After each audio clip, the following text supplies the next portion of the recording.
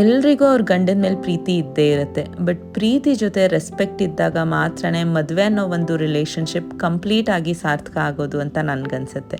ನಾನು ಈ ಹುಡುಗನ ಮದುವೆ ಆಗ್ತಾ ಇದ್ದೀನಿ ಅಂತ ಗೊತ್ತಾಗಿದ ತಕ್ಷಣನೇ ನಮಗೆ ಗೊತ್ತಿಲ್ಲದೆ ನಮ್ಮ ಹುಡುಗನ ಎಲ್ಲರಿಗಿಂತ ಹೆಚ್ಚಾಗಿ ಪ್ರೀತಿ ಮಾಡೋಕೆ ಶುರು ಮಾಡಿಬಿಡ್ತೀವಿ.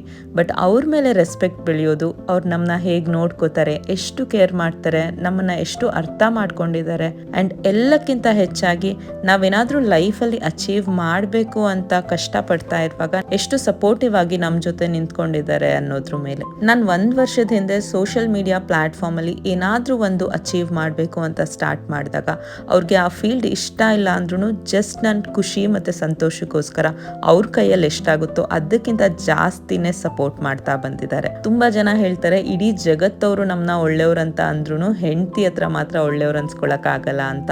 ಇವತ್ತಿಗೆ ನಮ್ಮ ಮದುವೆ ಆಗಿ 10 ವರ್ಷ ಕಂಪ್ಲೀಟ್ ಆಗ್ತಾ ಇದೆ, ಆ್ಯಂಡ್ ಇವತ್ತು ನಾನು ಇಡೀ ಜಗತ್ಗೆ ಜೋರಾಗಿ ಕೂಗಿ ಹೇಳಬೇಕು ಅಂತ ಅನ್ಕೊತಾ ಇದ್ದೀನಿ, ವಿನು ಇಸ್ ದ ಬೆಸ್ಟ್ ಅಂತ. Love you so much.